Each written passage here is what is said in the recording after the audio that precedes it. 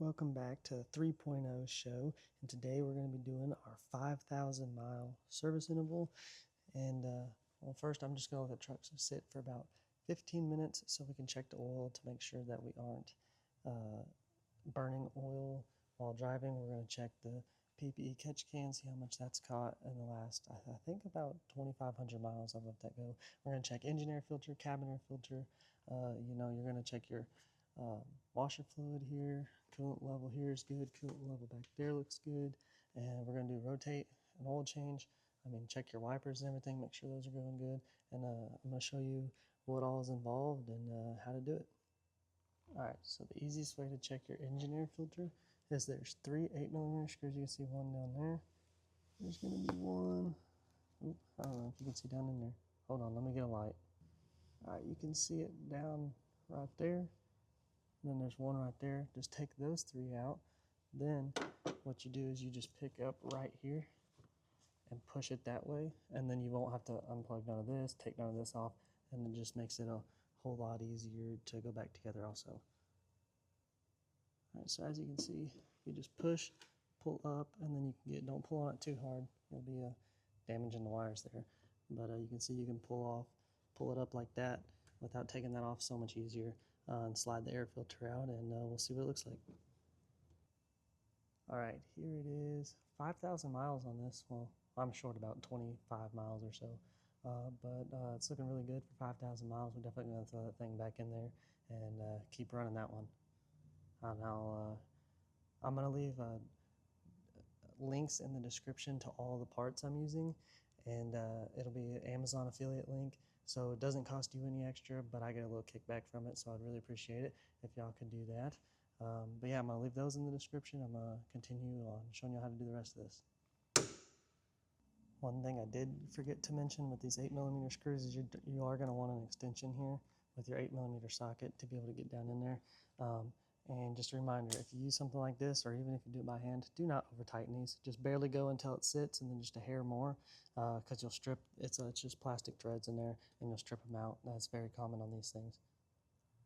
I'm going to go ahead and install this new air boot that I have here while I'm still up here.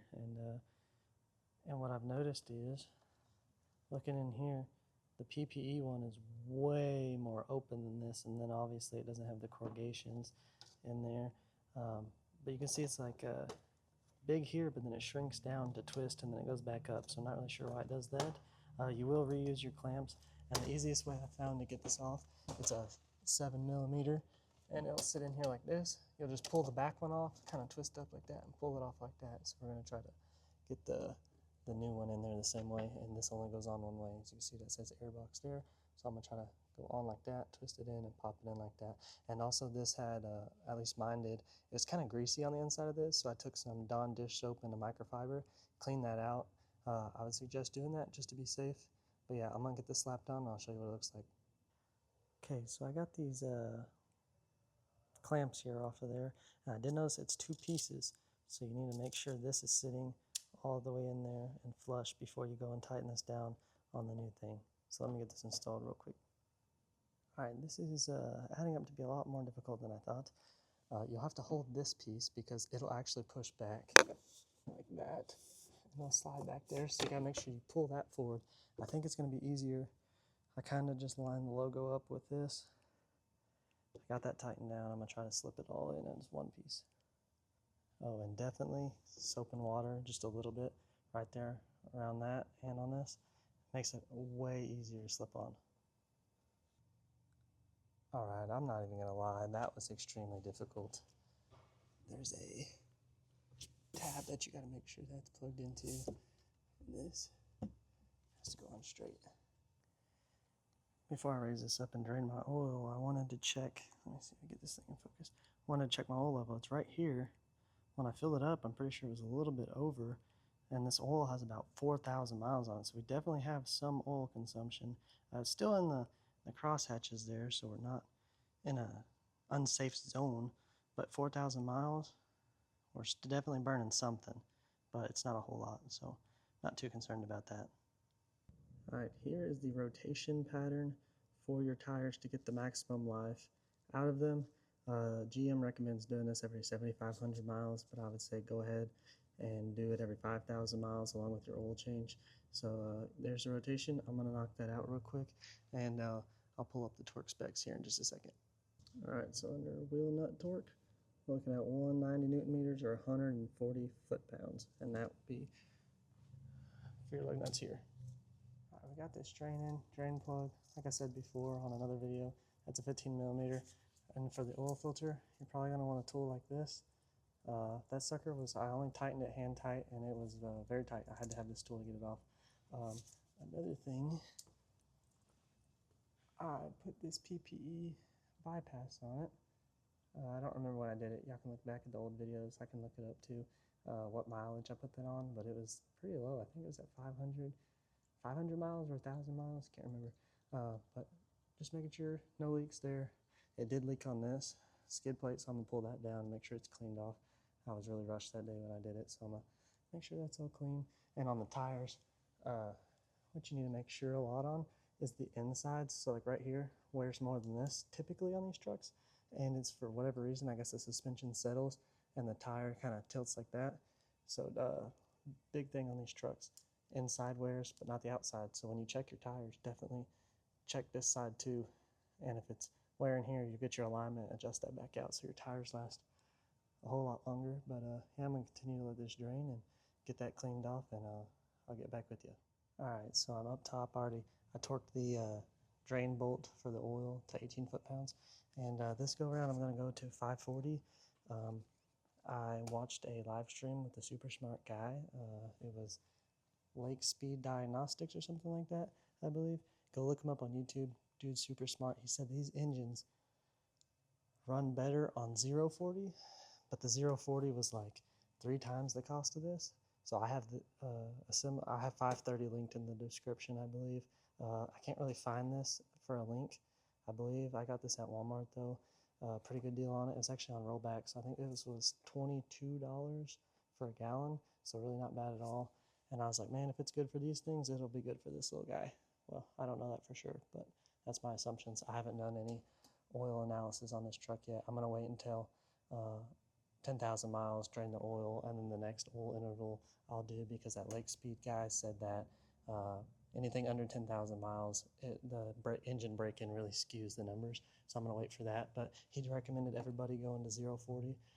It's hot. I live in a hot climate. It rarely ever gets below 30.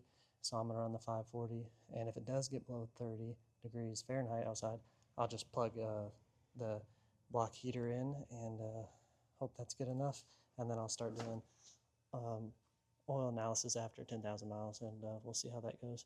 And also I'm going to drain this PP catch can real quick. All right, I've got my 7 quarts of oil in there right now, and I'm going to run the vehicle for a little bit, about 10-15 minutes, let it get up to operating temperature, and then I'm going to let it sit, turn the truck off, let it sit for 15 minutes, then check the oil level, make sure it's at the full line. And let me check this real quick before I forget. Alright, so I popped the cap off here. The cap is in the jar, just so you know, it's right there. That whole thing filled completely up, and it kind of seemed like it was under pressure, which is not a good thing. So I'm gonna let this finish dripping for a second, and I'll dig the cap back out of there, put the cap back on. But holy smokes, that is a lot of water. It's got a little bit of oil in it, but that's oil residue, but mostly water. That is crazy. That's about 2,500 miles. We did have a big, like 3 or 4 day rain, so that could be what's causing this. But wow, that is insane. All that would have went straight through my turbo if I didn't have this catch can on. That's awesome. Look at this. This thing is really nasty. I have not seen this yet, and all that's nasty too. I'm gonna pull that out. Kind of smells like, definitely smells like diesel oil a little bit, like used diesel oil, maybe a little bit of fuel. So I'm definitely gonna pull that out and clean this off, and we'll reinstall it and see if that happens again. That is actually pretty crazy. I'm gonna have to start draining that every like 500 to 1,000 miles. Easy way to check your cabin air filter. Pop that down. You'll have your little strut right there. Just put your finger on it, pop it off. Then pinch there, pop it down, whole thing just falls out. And in there, on this side, slide it to the left. So just reach back, pull that up, slide to the left. There it is right there. Pull it out. Check in there. Looks really good. So you're good. Put that back in or replace it, whatever you need. Again, parts will be in the description. And that completes your 5,000 mile service interval.